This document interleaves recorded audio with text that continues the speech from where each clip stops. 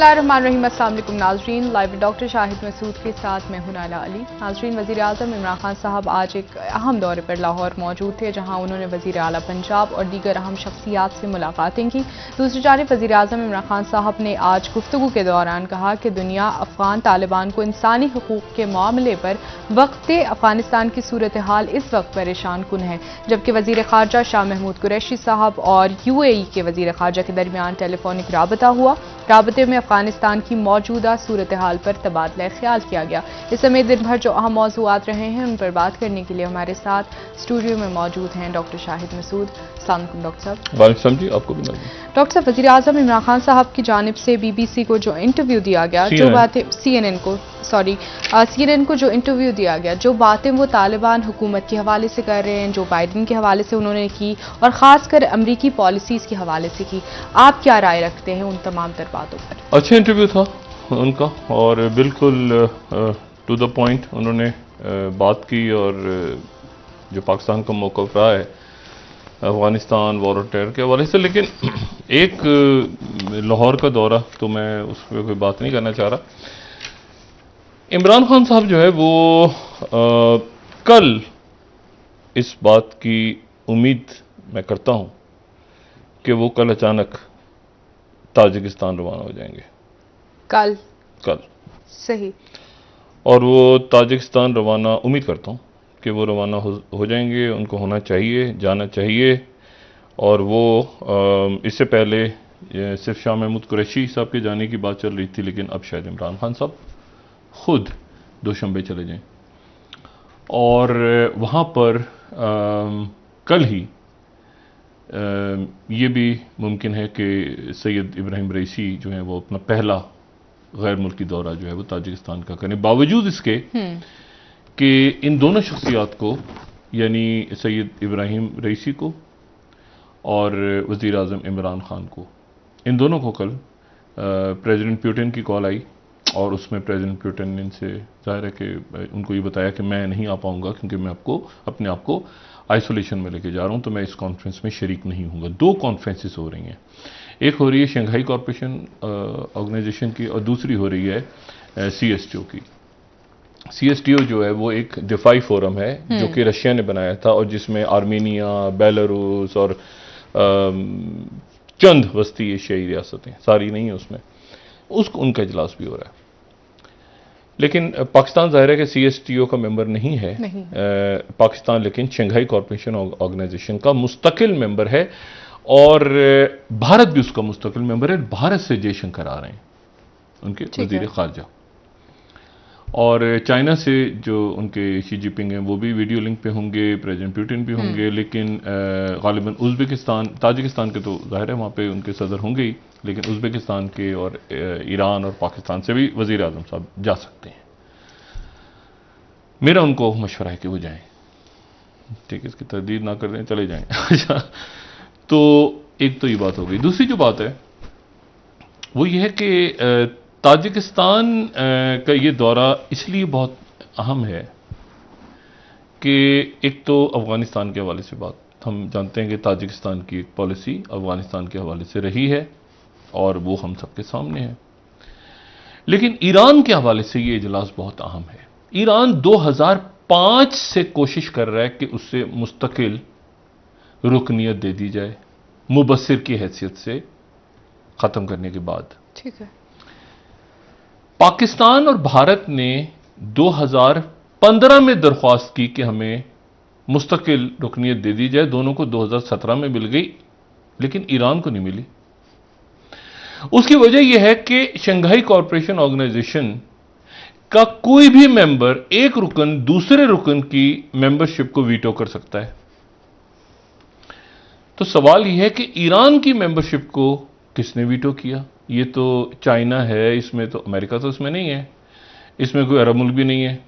तो इसमें कौन ऐसा मुल्क था जो ईरान की रुकनियत को वीटो करता रहा और उसने कहा कि ईरान शंघाई कॉरपोरेशन ऑर्गेनाइजेशन का रुकन नहीं बनेगा, और अब जाके वो राजी हुआ। तो उसके नतीजे में कल का दिन तारीखी दिन है कि ईरान को शंघाई कॉरपोरेशन ऑर्गेनाइजेशन की मेंबरशिप मिलेगी।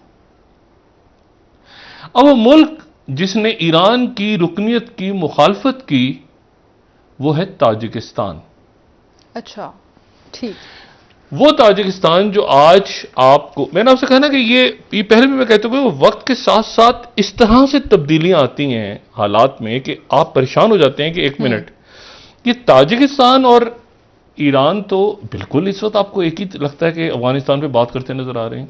ताजिकिस्तान ने ईरान की रुकनीत नहीं होने दी, और उसकी वजह यह है कि पहली बात तो यह है कि ताजिकिस्तान, ये मैं रॉयटर्स की खबर दिखा रहा हूं 4-5 साल पहले की, जो दूसरी स्लाइड है हमारी, और वो ये है कि ताजिकिस्तान ने ये इल्ज़ाम लगाया था ईरान पे कि, और पूरी एक डॉक्यूमेंट्री चलाई थी कि ईरान जो है वो 1990 में वहां पे जो खाना जंगी हुई, ये वो खाना जंगी थी जो खाना जंगी मैं बार बार कह चुका हूं, जब अफगानिस्तान में हो रही थी तो ताजिकिस्तान में भी हो रही थी। उस ताजिकिस्तान की खाना जंगी में ईरान जो ताजिकिस्तान की एक जमात जो कि वहां पे खाना जंगी मुलविस थी, उसको ताजिकिस्तानी इल्जाम लगाता रहा कि उसमें ईरान मुलविस। अच्छा, और उसके बाद ये हुआ कि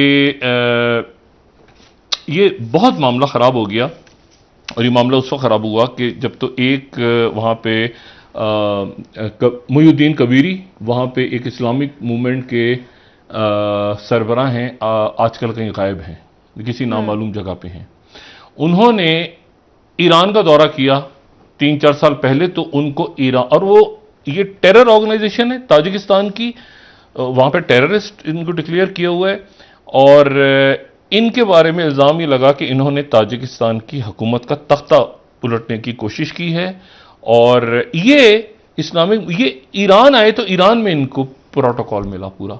अच्छा। और ईरान के सदर भी इनसे मिले और रहबर भी इनसे मिले।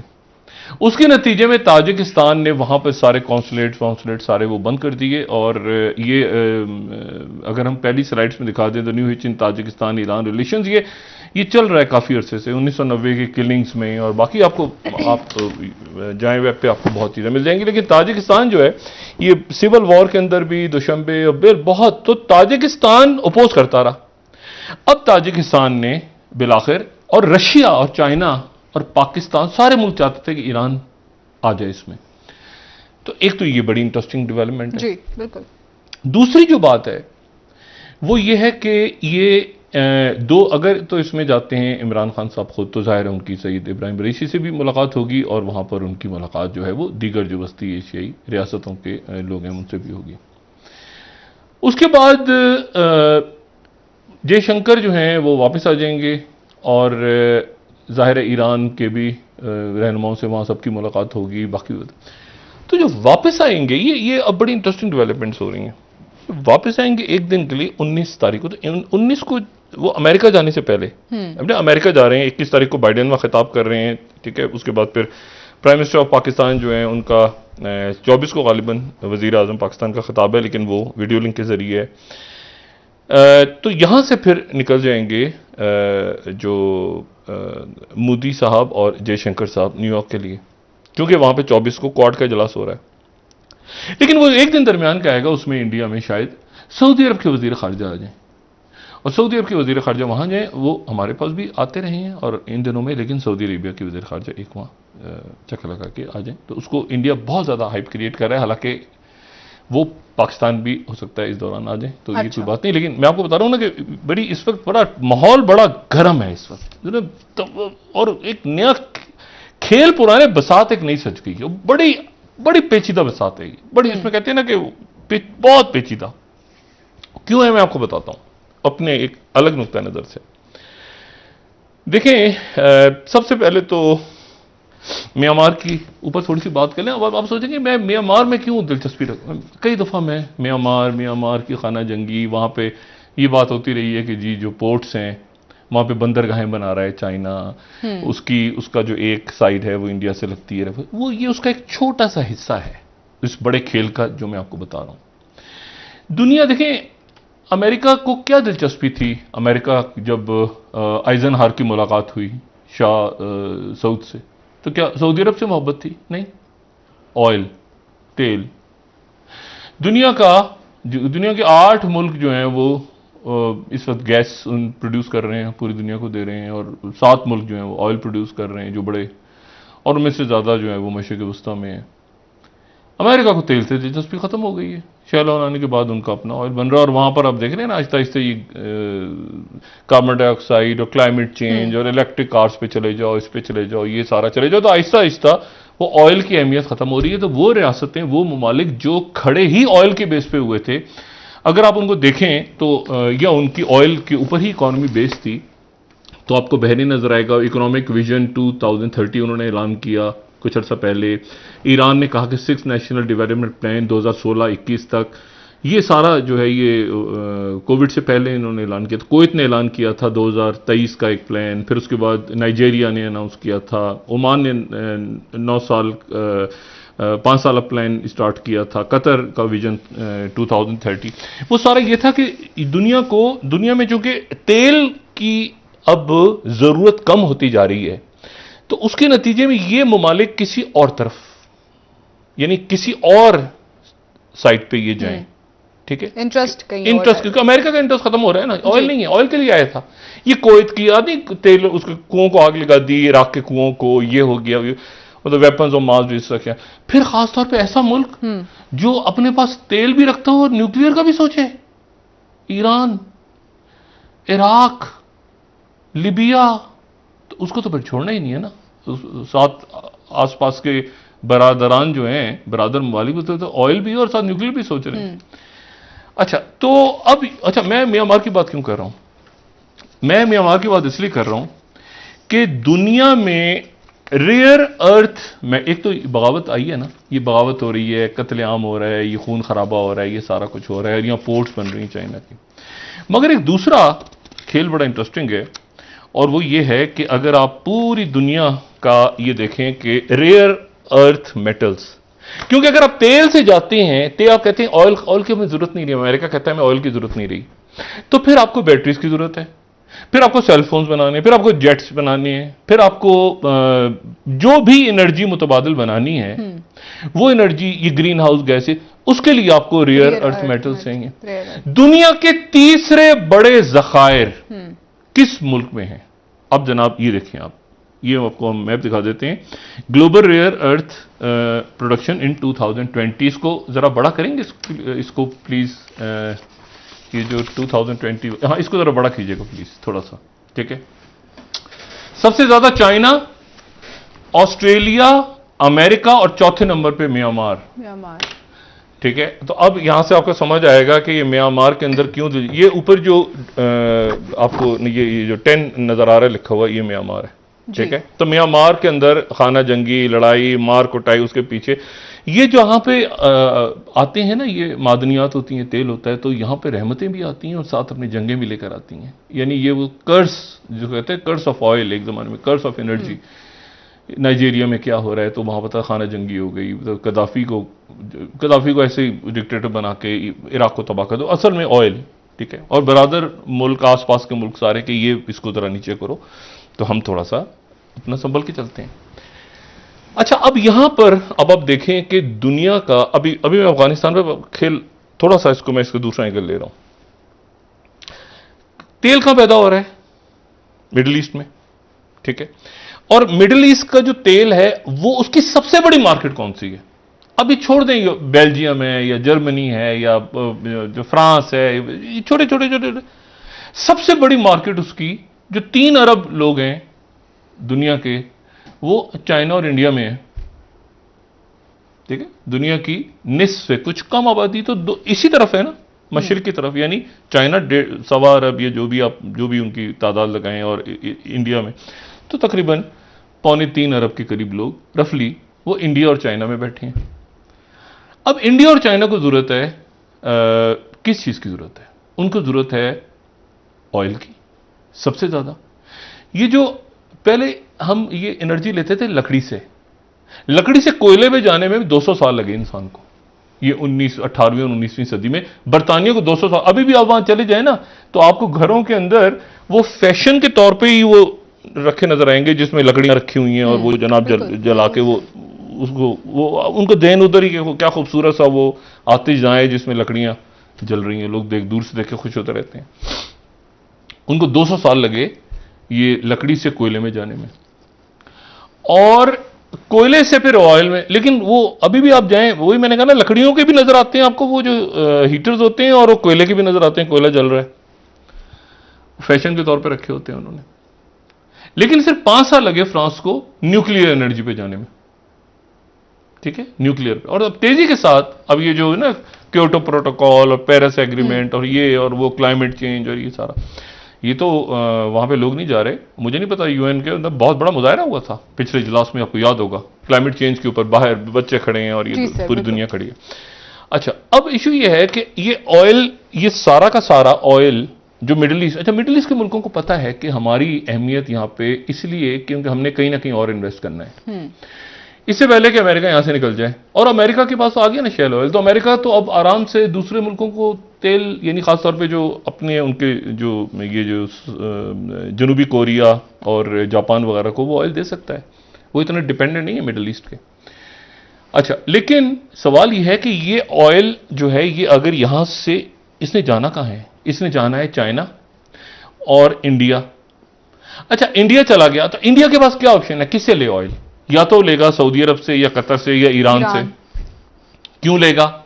इसलिए लेगा कि प्रोडक्शन होगी, प्रोडक्शन होगी तो ऑयल खरीद लिया। अब जो प्रोडक्शन हुई, चाहे वो कपड़े बनाए, चाहे वो टेलीफोन बने, चाहे वो जो भी टेक्नोलॉजी बने, वो दुनिया को वापस कैसे जाएगी?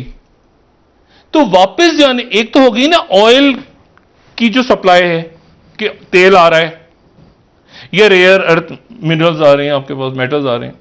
एक ये कि पर दुनिया को सब आपने चीजें भी तो भेजनी है, कहीं कपड़े भेजने हैं, कहीं बाकी चीजें, तो उसके लिए ये लाजिम है इंडिया के लिए कि इंडिया एक सड़क का रास्ता भी अपनाए, सारा समंदर पे दारोमदार ना रखे कि उसके जनाब यूरोप में जहाज चल रहे जा रहे हैं तो सुइज कैनाल बंद हो गई तो खड़े हुए जहाज।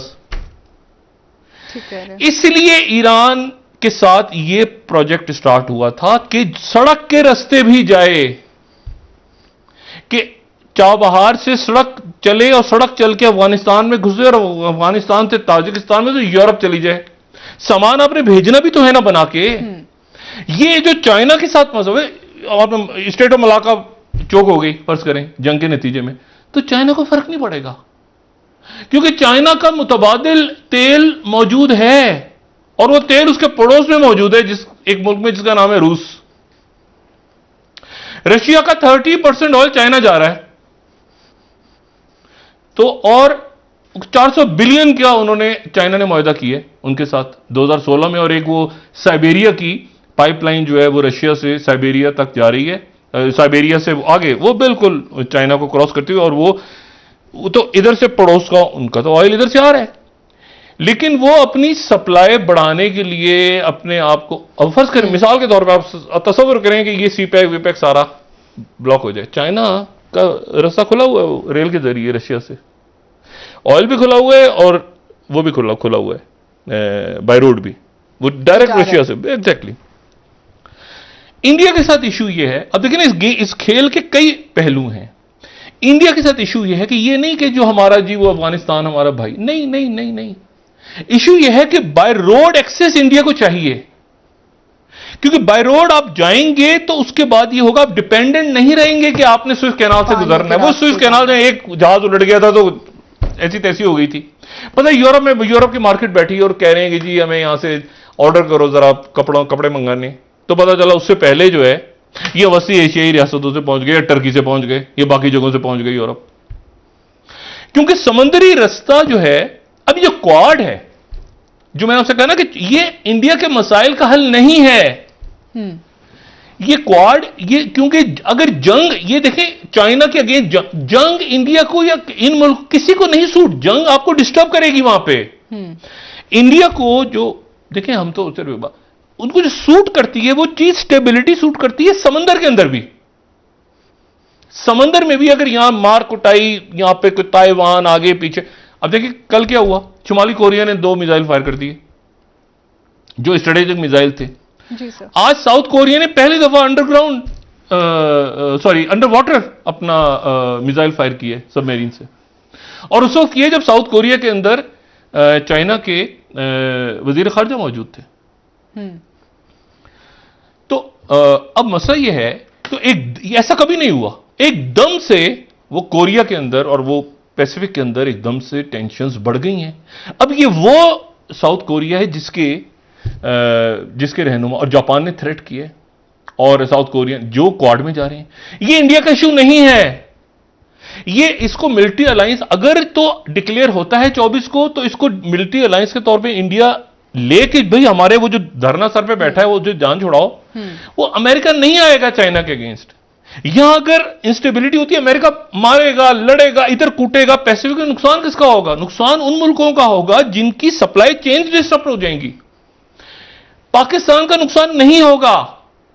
देखिए, अफगानिस्तान की डिस्टर्बेंस से हमारा नुकसान होता है, पैसिफिक की डिस्टर्बेंस से हमारा नुकसान नहीं होता, इंडिया का नुकसान होता है। हमारा नुकसान इसलिए नहीं होता। अच्छा, अब अफगानिस्तान में क्या है?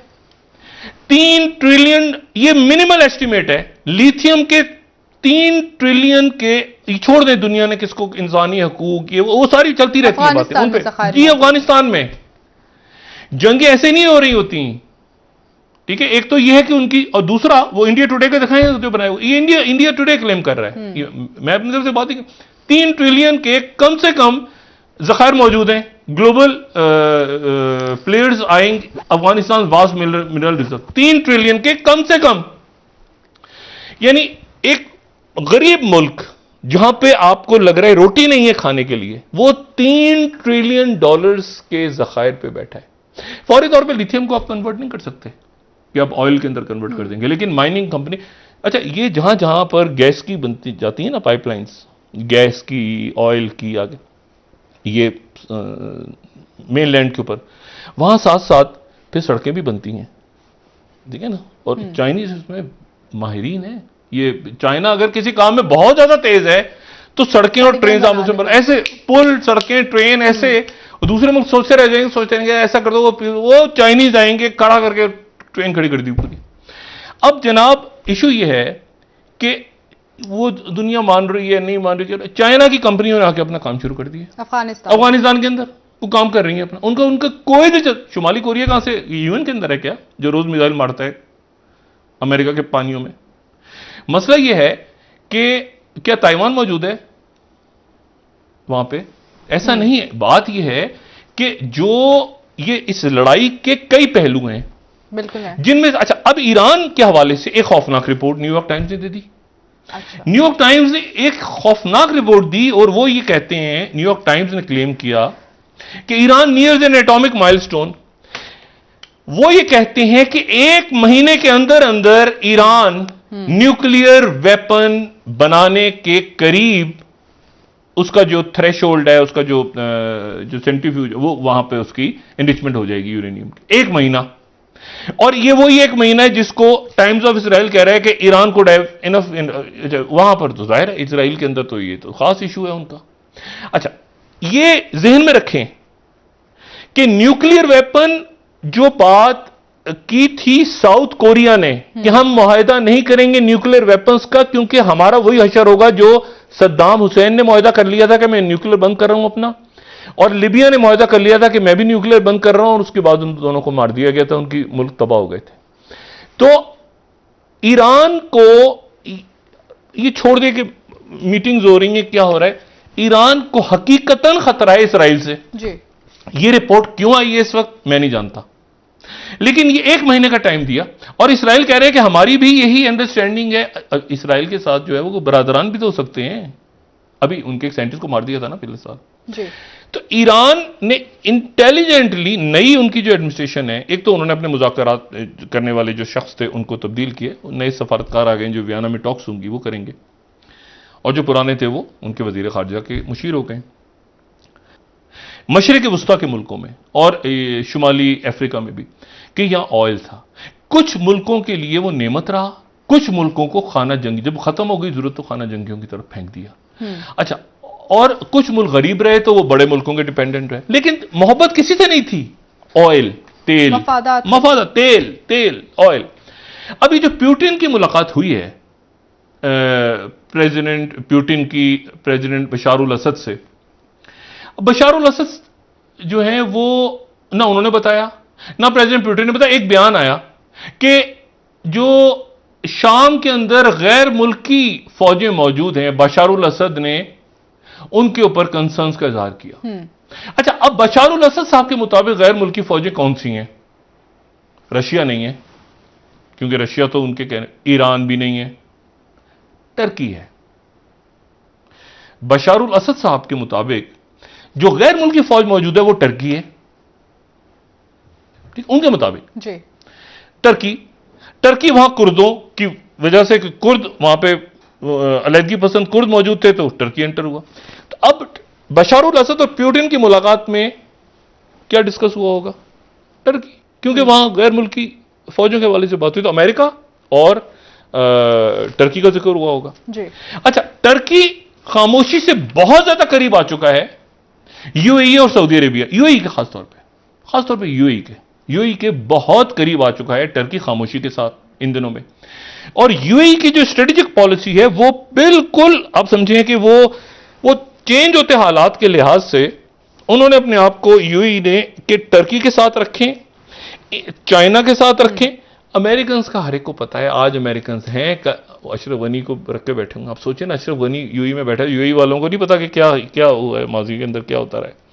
उन्होंने चाइना के साथ भी अपने मामला रखे हुए हैं, और इन मुल्कों को सबसे ज्यादा बेनिफिट यह है कि ये मेन लैंड से अटैच होते हैं, यानी एक सड़क इधर उस बहरीन से गुजरे, छोटी सी फेरी क्रॉस की, उधर पहुंच गए, तो जब आपस में हो तो मतलब टर्की उधर से आ गया, भाई देखिए ना, दरिया उधर से निकलते हैं ना, दजला फरात वहीं से निकलते हैं, इराक में आ जाते हैं उधर।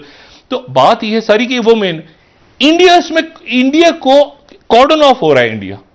इंडिया के लिए लाजिम है कि इंडिया अफगानिस्तान तक पहुंचे। अफगानिस्तान तक इसलिए नहीं पहुंचे कि वो पाकिस्तान के उस तरफ रह के, और नहीं, दूसरा इशू, अगर आप जियो इकोनॉमिक्स में भी चले जाएं, आप छोड़ दें जंग नहीं करनी, सिर्फ तिजारत करनी है, तो भी ये लाजिम है कि आपकी प्रोडक्ट्स जाएंगी कैसे, बनेंगी तो चलें। ऑयल ले लिया आपने, ईरान से खरीद लिया, वो जो कपड़ा बनाया वो यूरोप तक कैसे पहुंचेगा? वो ईरान में थोड़ी बिकेगा जाके, तो ईरान से तो तेल लिया आपने, तो ईरान में वो कपड़ा आपने जो पूरी दुनिया में अपनी इकोनॉमी को बेचना है, तो वो तो जाएगी समंदर के रास्ते या जाएगी सड़कों से।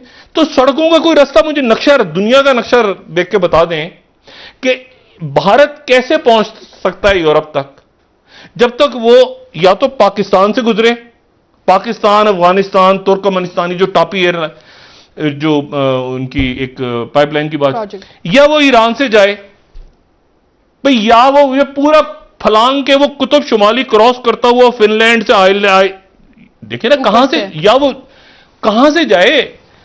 अच्छा, अब मसला यह है कि ये रास्ता, इसकी ये अहमियत थी, ठीक है, ये जो लैंड रूट है यूरोप का वो ब्लॉक हो गया है, वो लैंड रूट टू यूरोप था, ठीक है। ये जो नॉर्दर्न रूट, जो मैंने उस दिन भी बात की थी ना, कि जिसको अमेरिकन कह रहे थे कि न्यू सिल्क रोड बनेगा, कि नॉर्थ पाकिस्तान से जब हमारी सप्लाई जाती थी अफगानिस्तान, और अभी भी जाती है, हमारी सिर्फ असला तो नहीं जाता रहा ना, हम तो लैंडलॉक कंट्री है, तो पिछले 72-73 सालों से पाकिस्तान की बंदरगाह यूज हो रही है अफगानिस्तान के लिए। इशू ये था कि यहां से तो जा रहा है सारा सामान, लेकिन यहां से सामान जाने के बाद पाकिस्तान, ये जो आगे बेल्ट एंड रोड और ये सारा, इससे यूरोप से कनेक्ट हो रहे हैं आप। अच्छा, अब रशिया के साथ क्या, रशिया का भी प्रॉब्लम है जी, कि रशिया सारा अपना तेल दे चीन को, चीन सारा तेल खरीद लेगा, लेकिन रशिया का इशू पैसा नहीं है, रशिया का इशू स्फीयर ऑफ इन्फ्लुएंस भी है। तभी रशिया, आप देखें ना, जर्मनी के साथ यूक्रेन में क्यों घुसा, कैस्पियन में क्यों घुसा रशिया, ये आपके ये नॉर्थ स्ट्रीम 2 के लिए क्यों उसने स्टांस लिया बाइडेन के सामने, क्योंकि यूरोप के अंदर उसका एक तो ये साइड हो गई ना कि आपकी मशरिक की तरफ आपने, रशिया ने दे दिया चाइना को तेल, और रशिया के पास बहुत ऑयल है, सारा उधर देता जा रहा है, चाइना चीजें बना के दुनिया को बेचता जा रहा है, लेकिन रशिया ये नहीं चाहता, रशिया अपना इन्फ्लुएंस भी चाहता है। तो रशिया ने ये वस्ती एशियाई रियासतें और प्लस यूरोप, कि यूरोप की मार्केट में, मतलब वो मतलब अपना एक, और इसीलिए वो देखिए ना, सूडान ऐसे तो नहीं पहुंच गया ना रशिया बेस लेने के लिए। अब इस पूरे खेल में जो मतलब इसको सिर्फ आप ये ह्यूमन राइट्स और तालिबान और इसके और दहशत, वो सारा अपनी जगह मौजूद है, मगर आप ये ज़हन में रखें कि म्यांमार में 4थे नंबर के ज़खायर हैं, और अफगानिस्तान में 3 ट्रिलियन। नहीं तो 1 मिनट, इराक में क्या था? वेपन्स थे या ऑयल था? ये जो कुवैत में दाखिल, पहले खलीजी जंग, और वो जाते जाते जो है वो उनके ऑयल वेल्स को आग लगा दी थी। तो बात ये सारी, और लीबिया में क्या था? ठीक है, लीबिया में क्या था? ऑयल ही था ना। तो और आप शुमाली कोरिया, उसने कहा हम मुआहदा साइन करेंगे न्यूक्लियर के ऊपर, अगले दिन पता है कि आप हमें तबाह करोगे, क्योंकि जिस मुल्क के पास न्यूक्लियर है वो मुल्क बच गया। और जिसने तुम्हारी बातों पे इतबार किया कि जी न्यूक्लियर छोड़ दें, देखिए ना आप ये तिजारत करें ना, आलू प्याज खाएं ना, तो उन मुल्कों में फिर बदअमनी पैदा। मेन टारगेट आपका है इस वक्त पाकिस्तान में न्यूक्लियर, मतलब सारा घूम पे। और दूसरा ये ध्यान में रखें कि आपके पास भी रेयर अर्थ मेटल्स हैं जिसका आप जिक्र नहीं करते, और वो रेकोटिक,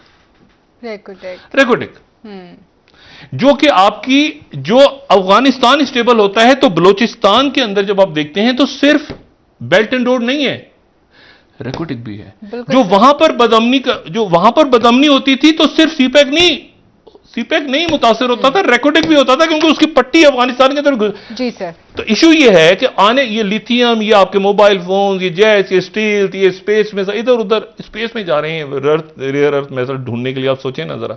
तो बात यह है कि इसको इस पहलू से भी देखें। ये जो क्वाड है, ये चाइना का नाम इनकी स्टेटमेंट में आता है या नहीं आता? अगर नहीं आता और इंडिया को झोंक देते हैं वो इस लड़ाई में अकेले, नहीं, इंडिया का कोई ताल्लुक नहीं है ना। कोरिया ने, साउथ कोरिया ने एक चला दिया, नॉर्थ कोरिया ने जवाब दे दिया, इंडिया कहां से आ गया बीच में? जी सर। देखिए मैं आपसे कह रहा हूं ना कि इधर इशू इधर है, उनको उधर मत्थे डाल दिए अमेरिका ने। इशू जो मैं कहता हूं ना, सार्क इशू था। इशू ये था कि यहां पर इंडिया अपनी पॉलिसी चेंज यहां पर बनाता। वैक्सीन, मुझे बताएं, वैक्सीन नहीं दी उनको जो यही तो ऑक्सीजन, क्या वहां पे देखें, नहीं मतलब एक ह्यूमन कैटास्ट्रोफी वहां पे ऑक्सीजन की।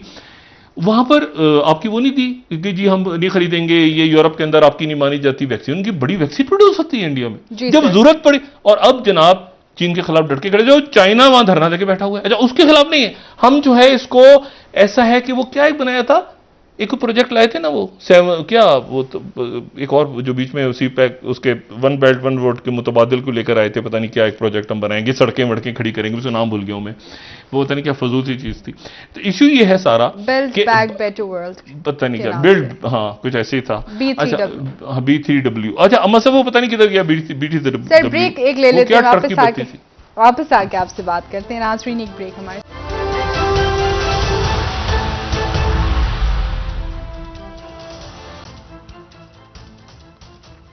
वेलकम बैक नाज़रीन। जी डॉक्टर साहब, आज वज़ीर आज़म साहब जो कह रहे हैं कि अफ़गानिस्तान की सूरत हाल परेशान कुन है और ख़ित्ते का जो अमन है वो अफ़गानिस्तान से मुंसलिक है। वज़ीर आज़म साहब बारहा ये बात कर रहे हैं, पाकिस्तान की पॉलिसी इस वक्त क्या होनी चाहिए, और एक सॉफ्ट कॉर्नर भी वज़ीर आज़म साहब का हम देखते हैं तालिबान हुकूमत की। ये तो ग्रैंड स्ट्रेटजी तो हुकूमत का काम है ना बनाना। मतलब मैं तो ये नून में से शीन और पंजाब के अंदर 7वें IG के ऊपर, और मैं देखें बात यह है कि बहुत पहले इसके ऊपर, मैं सियासत पे बात इसलिए नहीं करता कि आप अपने कंसिडर्ड ओपिनियन देख के उसके बाद फिर पीछे हट जाते हैं। और कंसिडर्ड ओपिनियन ये है कि किसी एक शख्स का एहतसाब नहीं हो पाएगा। कंसिडर्ड ओपिनियन ये है कि किसी एक शोबे में इस्तेलाहात नहीं हो पाएंगी, किसी एक शोबे में, चाहे वो पुलिस हो, चाहे वो कस्टम्स हो, चाहे ब्यूरोक्रेसी हो। सिर्फ ये होगा कि मुख्तलिफ शोबों से टकराव पैदा होगा, ब्यूरोक्रेट्स भी नाराज होंगे, पुलिस भी नाराज हो जाएगी, कस्टम्स वाले भी सर पकड़ के बैठे होंगे, मतलब ये होगा नहीं। और उसमें खान साहब का विजन क्लियर है, ये कमाल की बात है, खान साहब का विजन क्लियर होगा। लोग होंगे आसपास दाएं बाएं, शहद की दलदलें बहुत सारी, इससे टकरा जाओ, उससे टकरा जाओ, इससे ये मैं बहुत पहले, और जब इस प्रोग्राम में सबसे पहले बात हुई थी शहबाज शरीफ साहब, सारे लोग उसे जेल में थे, तो मैंने कहा था शहबाज शरीफ साहब बात करें, और तो वो बात भी बड़ी अजीब सी लगती है। तो सारे बाहर आए हुए, अब कौन सा NRO तो क्या। इमरान खान साहब पहले चाहते थे कि असेंबलियां तोड़ दें, अब इमरान खान साहब नहीं चाहते कि असेंबलियां टूटें, ठीक है ना। तो ये एक है, और वो ठीक है, वो चाहते हैं कि वो कंप्लीट हों उनकी मुद्दत, लेकिन उस वक्त वो तोड़ते तो 2/3 मेजॉरिटी के साथ वापस आकर पूरा सिस्टम चेंज कर सकते थे। लेकिन अब वो नहीं चाहते, क्योंकि इस वक्त आप देखें ना कि 170 रुपये का जो है अगर डॉलर पहुंच गया है और आपने कर्जे तो वापस करने हैं, जो जिन मुल्कों से लिए हैं वो आपने कर्जे तो उनको वापस करने हैं डॉलर्स में ही, तो आप रुपयों से पहले डॉलर में तब्दील करेंगे और फिर डॉलर से वो कर्जे वापस करेंगे, और साथ ही फिर आईएमएफ का प्रोग्राम, शौकत तरीन साहब जो हैं वो कहते हैं कि आईएमएफ से पता नहीं उनका कहना, जो डॉलर्स के ऊपर वो कह रहे हैं कि स्टेट बैंक बात करे, स्टेट बैंक किधर गया पता नहीं, वो शौकत तरीन साहब कह रहे हैं पिछले 3 सालों की जो गलत पॉलिसियाँ बनाई गई मुझे तो बाद में भी नहीं, तो फिर हफीशिया किधर गए। तो बहरहाल इशू ये है कि इसके अंदर एक मजबूत स्ट्रेटजी की, लॉन्ग टर्म स्ट्रेटजी की जरूरत है इकोनॉमी के ऊपर। अगर आप ऐसे तो नहीं ना कि चाइना से आपने लिए इधर से, और ये सारे मामला ठीक हो जाएंगे प्रोवाइडेड ये एक स्ट्रेटजी सामने हो। ग्रैंड स्ट्रेटजी होती है ना कि विजन अगले 10 सालों में क्या होगा। मिसाल के तौर पे 1 बिलियन लोगों की आबादी है सब सहारा अफ्रीका में, जिनको ये अब दुनिया में आ रही है ना इलेक्ट्रिक कार्स और ये सारा सब, वहां बिजली नहीं है, वहां पर आपको बड़ी इन्वेस्टमेंट चाहिए ग्रिड्स के लिए और ये स्टेशन बनाने ताकि बिजली पैदा हो। तो और कई मुल्क जो तेल बनाने वाले हैं वो वहां पे खाना जंगी जाते हैं ताकि वहां पे जो है वो ना बिजली जाए, वहां से मिनरल्स निकालते रहें, सब कुछ करते रहें। चाइना वहां पर अपना एक प्रोजेक्ट लेके जा रहा है, क्योंकि चाइना जो है वो वहां पे डेवलपमेंट करेगा और उसके नतीजे में उसकी अपनी स्ट्रेटेजी है कि प्रेजेंस वो रखना चाह रहा है, उनके पास पैसे भी बहुत हैं।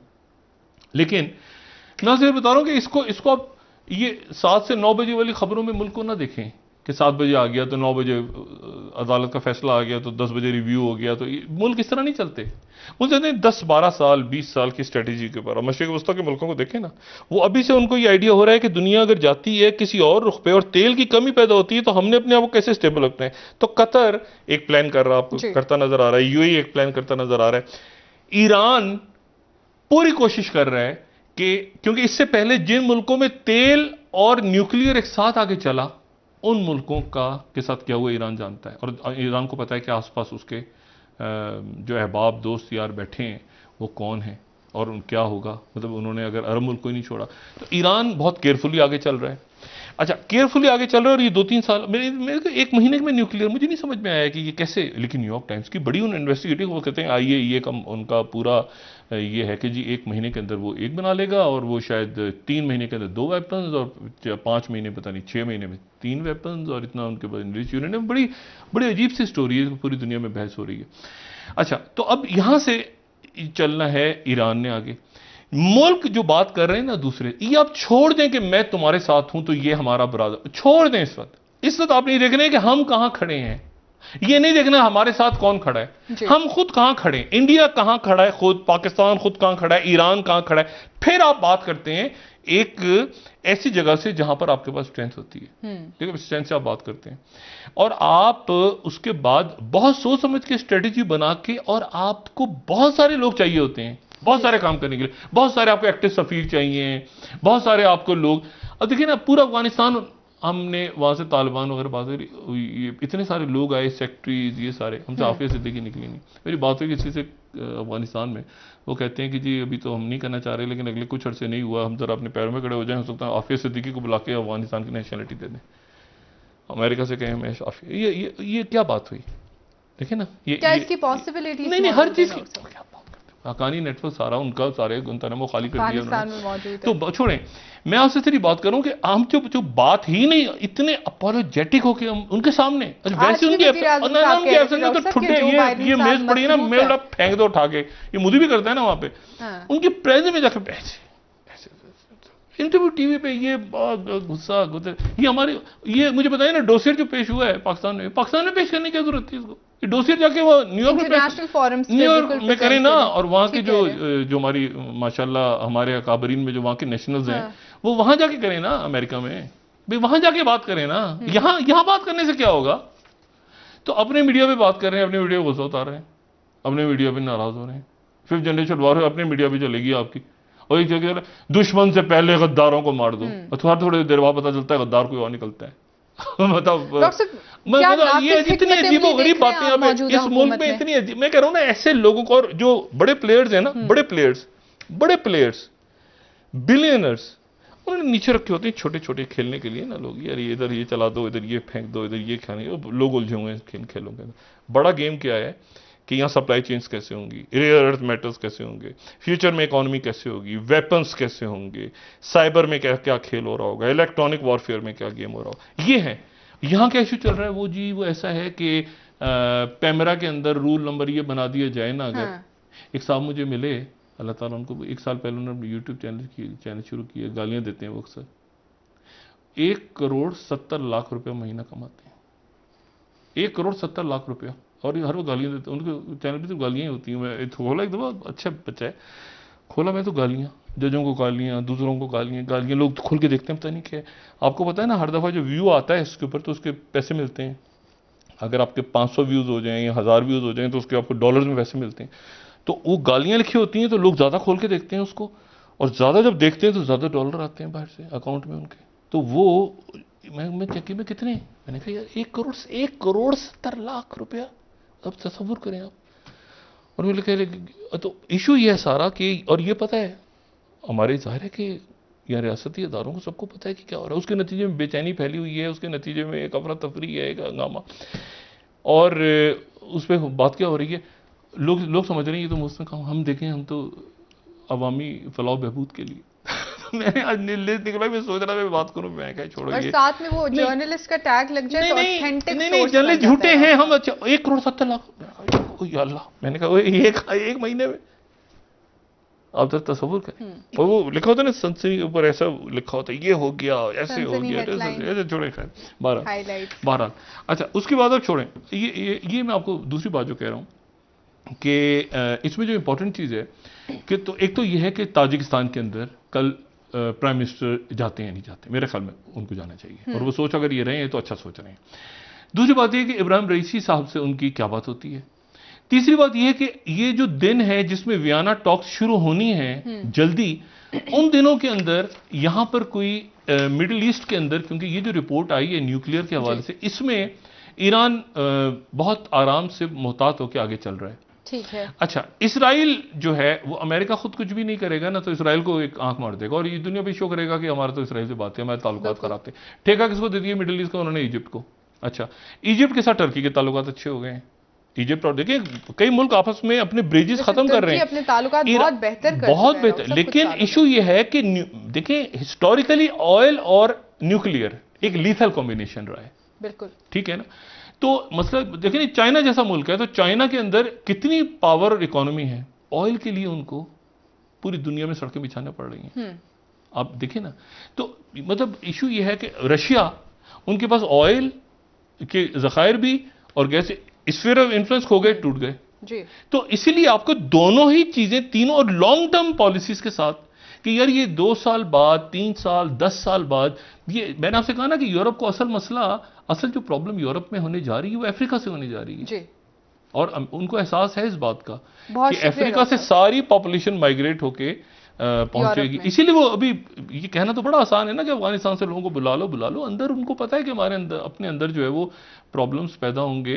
तो ये आने वाले दिनों के अंदर खेल वही है, पुराना खेल, एनर्जी वाला, पावर कैसे लेनी है, रिसोर्सेज कैसे लेनी है, कब्जे कैसे करने हैं, बसात, हाँ बसात एक नई सज रही है, और उस बसात में आपको सामने नजर आएंगी जमहूरियतें, इंसानी हकूक, पीछे जो है इकोनॉमी, ताकत, मिनरल्स। अब मिनरल्स को आप ले आए ना ऑयल की जगह, बिल्कुल ठीक है, और सप्लाई चेन्स, सामान वापस कैसे जाएगा पूरी दुनिया पोर्ट्स बेचने के लिए जी। पोर्ट्स वही उसी का हिस्सा है ना कि समंदर के रास्ते, और समंदर के रास्ते, इसीलिए तो देखिए ना इंडिया यहां से ले रहा था ना पोर्ट्स, और पोर्ट से चाबहार से फिर अफगानिस्तान से, तो यहां ब्लॉक हो गया ना सारा जी। और ईरान जो है वो भी टोटल डिपेंडेंट हो गया कि अफगानिस्तान, ये नहीं कि मानना है नहीं, वो अगर वो तालिबान अगर वो कहते हैं नहीं मानो हमें, तो ईरान के लिए लाजिम है और अच्छा है कि ईरान उसी रूट से निकल के आगे अपना सप्लाई स्टार्ट करे। यूरोप तक एक्सेस मिल रही है। बहुत शुक्रिया डॉक्टर साहब, नाजरीन प्रोग्राम यूरोप तक एक्सेस मिल रही है ईरान को। बहुत शुक्रिया डॉक्टर साहब, नाजरीन प्रोग्राम का वक्त खत्म हुआ। कल इंशाल्लाह दोबारा आपसे मुलाकात होगी। मुझे नायरा अली को इजाजत दीजिए। अल्लाह हाफ़िज़ जी। डॉक्टर अपना दोस्तों, रिश्तेदारों, गुरदनवाह के लोगों का सब ख्याल रखिएगा।